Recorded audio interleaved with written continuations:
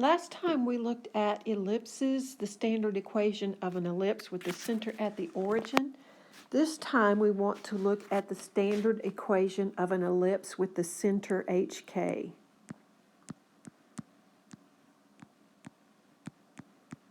Everything pretty much stays the same, but if we have a major horizontal axis,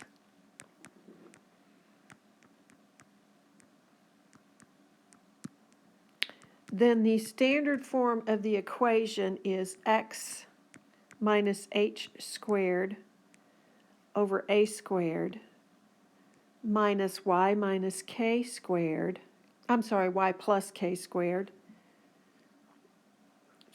x minus h squared over a squared plus y minus k squared over b squared equals 1.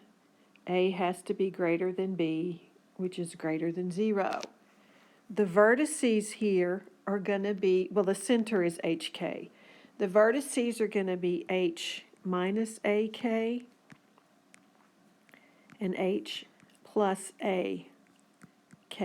Again, if you will graph these, it's sometimes easier to figure out where the vertices should be than trying to remember a formula. The length of the minor axis, again, is going to be 2b.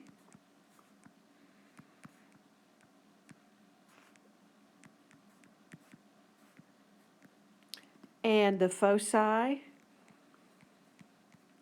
are going to be H minus C, K, and H plus C, K. And we know that C squared is A squared minus B squared. And if we wanted to look at what this might look like, let's just say that the center is somewhere HK.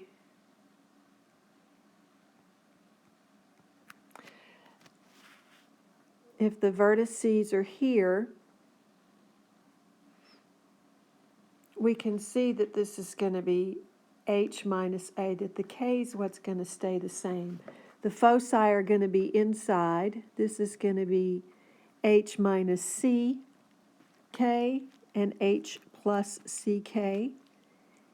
And the minor axis, the distance from the center to the edge of the ellipse is going to be B. So the minor axis total length is 2B. This vertice is H plus A, K. This one is H minus A, K. This is going to be H minus C, K. And this one is H plus C. Oh, that's not showing up right. Let me see if I can erase that.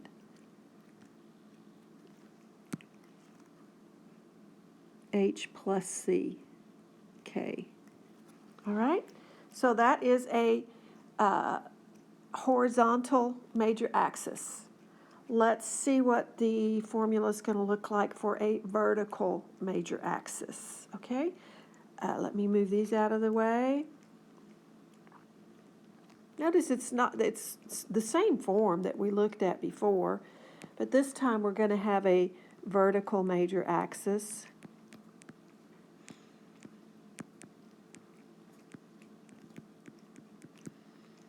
And we will have x minus h squared over b squared plus y minus k squared over a squared equals 1. Again, a is greater than b is greater than 0. Here our vertices are going to be h and k minus a, h, k plus a. The length of the minor axis is 2b.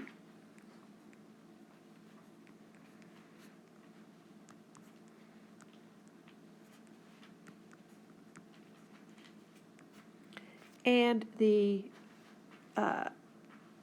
endpoints for the foci are going to be h, k minus c, and h, k plus c. We have a vertical axis as the major axis. So let's say that the center is here. This is hk.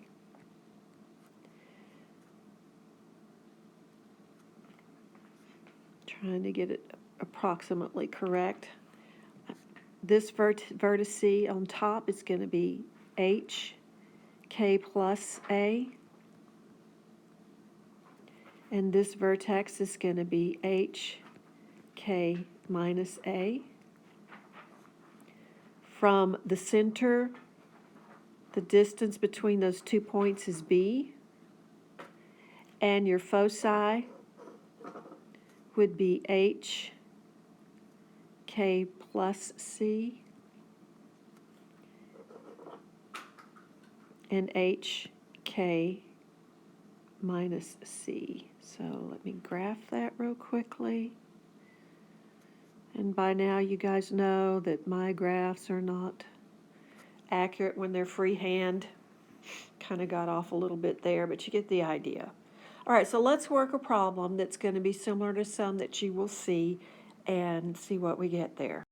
Okay, this is an equation of an ellipse. It looks absolutely nothing like the standard form. So the first thing we have to do is complete the square in x and complete the square in y. So I'm going to group my x's together. 4x squared plus 24x, skip a space, y squared minus 2y equals negative 21. Now on my x's, when I complete the square, the first term has to have a coefficient of 1. So I'm going to factor out a 4 here, and we'll have x squared plus 6x. 24 divided by 4 is 6. And we still have y squared minus 2y over here. Okay, we could complete the square just like we did before. Half of 6 is 3, and I'm going to square that, but I'm not going to add 9 to both sides. I have to add 4 times 9 to both sides. We have to remember we factored out the 4, so when we figure out what to put on the other side, we have to multiply 9 by 4, so we add 36 to both sides. Here I take half the middle term, which is 1, square it, and add that to both sides. So we're going to add 1 to both sides. And we get 4 times x plus 3 squared plus y minus 1 squared equals 16. Negative 21 plus 1 is negative 20. Negative 20 plus 36 is 16. Now we're getting closer to standard form, but I have to divide everything by 16 because the right side has to equal to 1. So we get x plus 3 squared over 4 plus y minus 1 squared over 16 equals 1. Now it's in standard form, and because the larger number is under the y, we can see that we are going to have a vertical major axis. Sorry about that. A vertical major axis.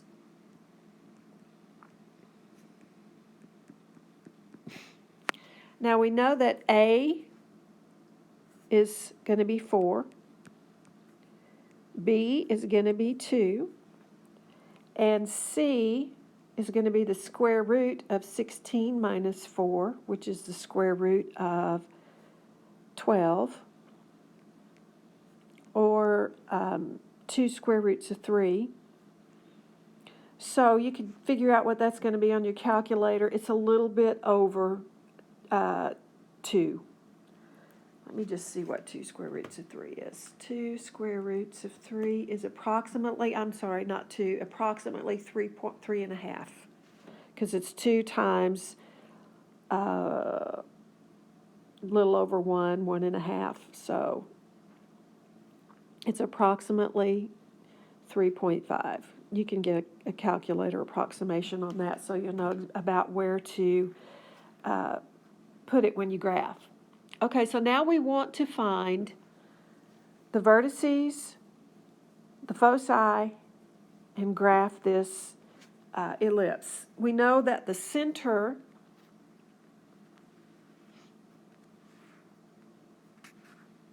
is going to be equal to -3, 1. So if I come over here,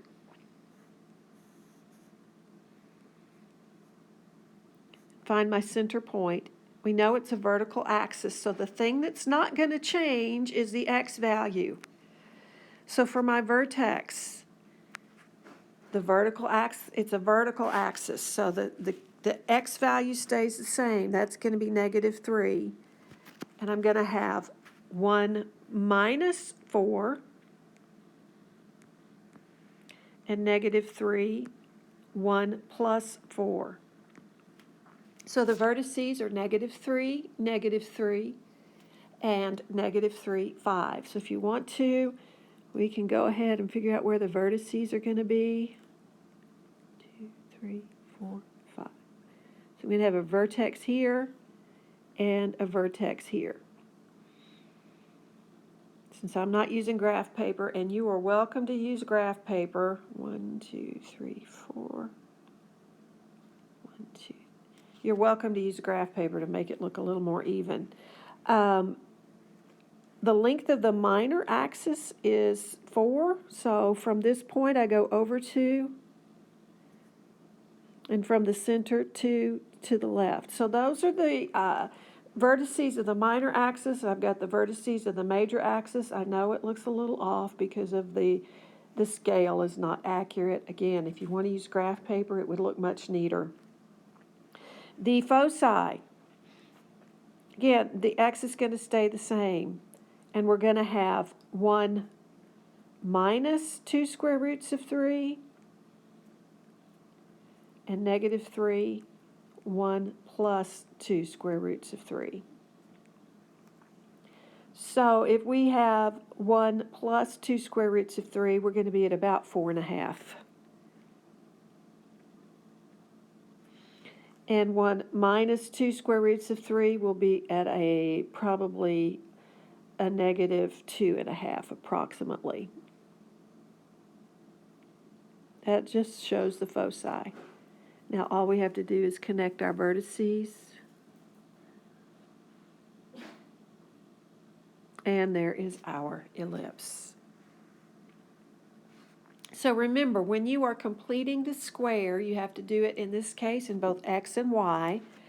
Remember that we had to factor out the 4, and then when we add to both sides, we had to add 4 times 9, not just 9.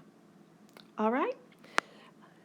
I think that's enough for you on to get you started on this. Very similar to what you did, except that we have a different center, so that means your vertices and your foci are going to be found a little bit differently. It's much more helpful to look at the graph to figure out whether the x changes or the y changes than to try to remember a formula. All right, your assignment. This is assignment number 12.